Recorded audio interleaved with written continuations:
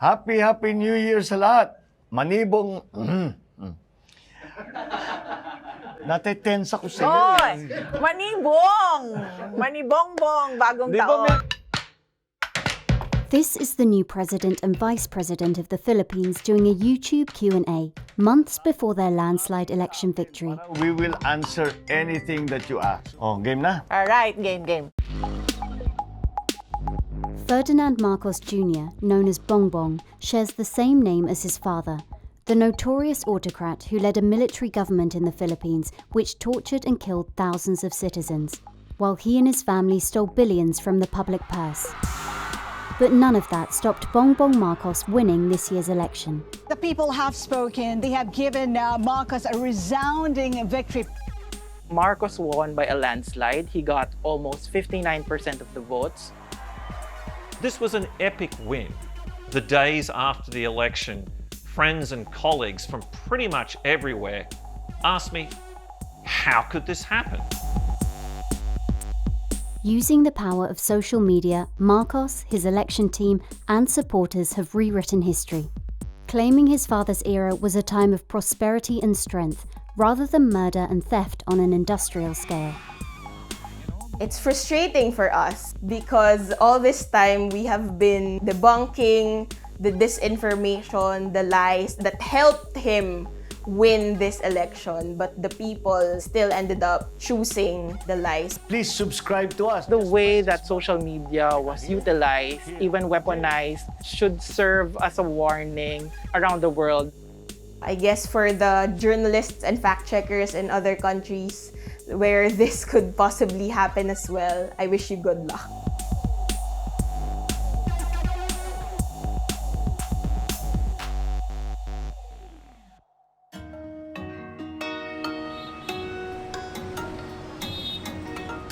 When the iPhone was released in 2007, just under 6% of the Philippines was on the web. But smartphones changed that. Now, 2/3 of the country's 110 million citizens are connected and spend 10 hours a day online. That's more than any other country. You can just imagine how much time we spend here on social media. Even here walking on the street, you can see people looking down on their phones, not looking on the road. And then according to the data, we use social media to gather information, including the news, and at the same time, to connect to people. So it's really our main source of information here in the Philippines. Filipinos spend more than 4 hours a day on social media, with Facebook being the most popular platform with nearly 84 million users in 2022. A survey here recently showed that more than half of the people who said that they're using social media as their news source find it very difficult to distinguish between what's true and what's false on social media. So you can just imagine the extent of that problem. The 2018 Cambridge Analytica scandal saw the data mining firm questioned over its work for Donald Trump's presidential campaign. One whistleblower described how questionable rule of law, high social media usage, and corrupt politicians made the Philippines the perfect place to test the limits of online manipulation. At some point, we were called patient zero when it comes to disinformation. Brexit, the election that Trump won, these are also events that showcased how much social media use can shape public opinion. But this time around, it's really supercharged. There's a feeling that it's been well-structured, institutionalized. It really shows that you can win an election based on an image you have built on social media. Sana ganyan talaga ako, galing kumanta. Bongbong Marcos has been building his online presence for over a decade. During his unsuccessful 2016 run for vice president, he relied heavily on online messaging. For his 2022 campaign, he sidestepped traditional media, instead speaking directly to voters online in short video blogs. He gets a lot of engagements for that. And a lot of people like that about him. The vlog thing, they really patronize that because I guess it humanizes him. Kakatuwa nga naman talaga. I've seen analysis on social media saying that he intentionally did not attend debates and interviews because that was what contributed to his loss in 2016. So there was a revisiting of the strategy, the campaign strategy. And as we are able to see now, we could say that it has been effective. Facebook, sa YouTube, sa Instagram, Twitter, at yung pinakabago yun. Bongbong has over 7 million followers on Facebook and another 2 million on YouTube. His supporters flood news feeds and message boards with election messages. But political posts and videos are often disguised. A lot of the disinformation that's spreading on social media, especially in the lead up to the elections, come in the form of news. Some are quoting personalities inaccurately, but are presented in such a way that they look like and even imitate the colors of mainstream media. We found out that out of the 300 plus fact checks that we produced for online disinformation, 120 of them has something to do with election-related disinformation. And a huge number of that actually benefited Bongbong Marcos in a way that it hyped up his presidential campaign, and it also tried to distort historical facts regarding his family. In the 1970s, Ferdinand Marcos had led a military government of uncommon brutality. He disbanded Congress, silenced the media, and used the army to torture and kill thousands of citizens. Through all of this, Marcos and his wife Imelda became exceedingly wealthy by siphoning money from state funds. All the while, the Philippines' economy crashed and many people suffered. A critical part of Bongbong Marcos' election campaign was convincing millions of people these things simply didn't happen. Despite the brickbats, the criticism, the pure hate that has been heaped upon him over the last 30 plus years, his memory, his legacy continues to endure. It was portrayed by their supporters as a period of prosperity despite economic downturn that time. And then it was also portrayed that only enemies of the state were killed. Extravagant parties on the presidential yacht. And then also there was widespread denial about the ill-gotten wealth. Ferdinand Jr. is the man in the flashing bow tie. And this circulated mostly in social media. And that legacy was the one that Ferdinand Marcos Jr., in their own words, they tried to present their version of that history. And that's what people are gonna believe. The love for the Marcoses never really left here in the Philippines. Even after they were ousted, they maintained quite a strong bailiwick in the northern Philippines. And that's where the most loyal supporters are. So this effort to explain their side of history became even more evident because of social media that even went into overdrive because of the pandemic when people were stuck at home. Gamitin natin sa maganda yung social media. When I talked to people and asked them who they were inclined to support, if they said Bongbong Marcos, I would say why. And there would be this gauzy look and these sentiments expressed like, you know, his father was a great man, he was a strong leader, Philippines needs strong leadership now. And you would say, okay, well, what about this? What about that? What about the other thing? And they would blow it off. The response would tend to be one of two things. They would say, oh, look, I was a kid then, or I wasn't born then, it's nothing to me. Or they say, it's fake news. Tonight, a brutal dictator's son winning the presidential election in the Philippines by a landslide. Bongbong Marcos has been elected as the next president of the Philippines. And I think that's a very telling indication as to how successful this disinformation campaign benefiting him is. God bless the Philippines. God bless our work.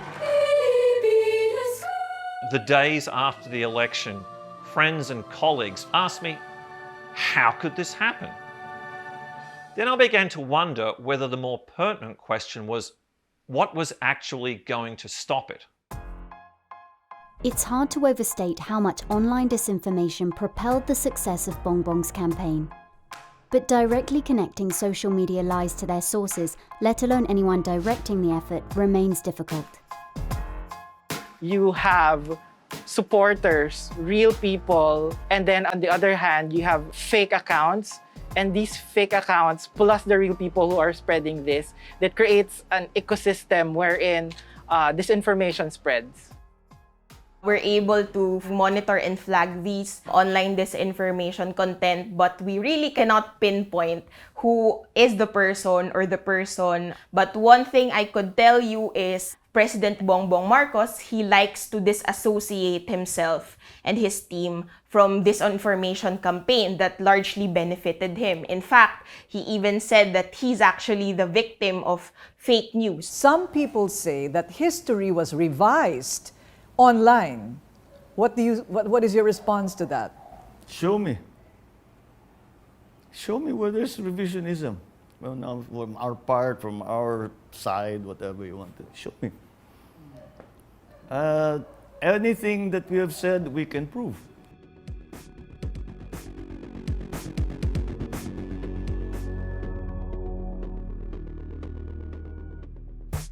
The success of Bongbong's campaign can't solely be attributed to social media. Another major factor was the effect of his running mate, Sara Duterte, daughter of the previous president, Rodrigo Duterte, who remains popular in parts of the Philippines. This time around, with Sara Duterte running by his side, he was able to win those provinces in the southern part of the country where the Dutertes hail from, and he was able to double the number of provinces that he was able to win compared to his 2016 vice presidential race, which he lost. It's really a consolidation of two powerful political dynasties, political families, one hailing from the north, that's Marcos, and the other hailing from the south, and that's Duterte. The Philippines excels at dynastic politics.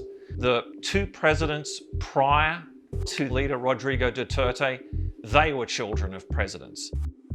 The lower house of our Congress, we have a majority, and most of our lawmakers are products of political dynasties. There's even a belief that the good traits, the leadership qualities of a father or a parent is passed down to his or her child.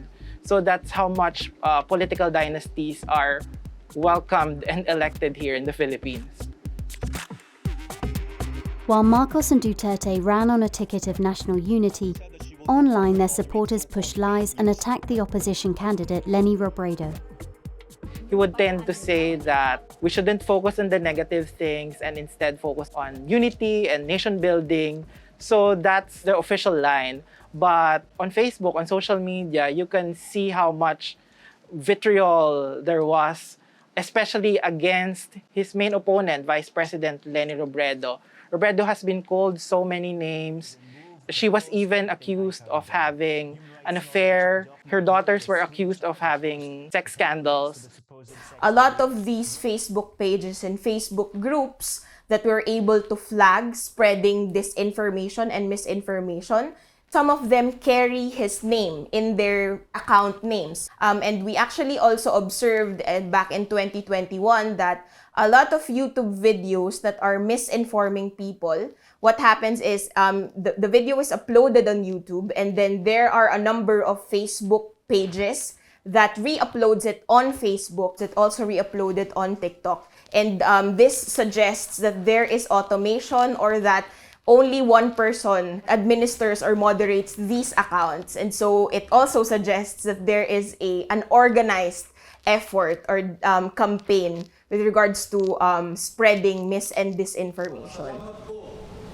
My father built more and better roads, produced more rice than all administrations before his. So will it be with his son. You will get no excuses from me. Now as president, Bongbong Marcos fashions himself as a pragmatist focused on quality of life issues. On foreign policy, he's promised to grow closer relations with China, even as the two countries clash over fishing rights in the South China Sea, all the while maintaining historic links to the USA. This idea or this feeling or this, shall we say, opinion I have of my father, of the man, has just been strengthened as time goes on. What's also noteworthy is Bongbong never talked about martial law in a negative light. It's all about admiration for his father, a promise to continue the good projects that came out of that era. It's really an indication that you can win an election based on a particular image that you shaped on social media. For some, there is frustration that lies have won over facts, but there's also concern that things will only get worse over the course of this 6-year presidential term. The facts of the past is not really as effective as the facts of the present and the future. Maybe it's because the people now cannot relate with whatever happened during the martial law of Marcos Sr. and they actually only care about what's going to happen to them now and what's going to happen in the future. And Marcos Jr. apparently was able to present himself effectively as someone who will bring about positive change, who will bring hope, and who will unify the country towards a better tomorrow or a better future. If you're gonna get a platform like social media that reaches a lot of people, you're gonna create a way by which this version of history is going to spread and your supporters are gonna spread and believe it. Imelda Marcos famously said in one of the documentaries about her, perception is real and the truth is not. Our job as fact-checkers, and not only fact-checkers, but as journalists, as amplifiers of truth, would be more challenging in the next 6 years because we see the election of a president whose campaign was based on disinformation and lies. So we have to be ready for the challenges that this administration would entail. So yeah, we're preparing for it and hopefully we could go through it without any problem.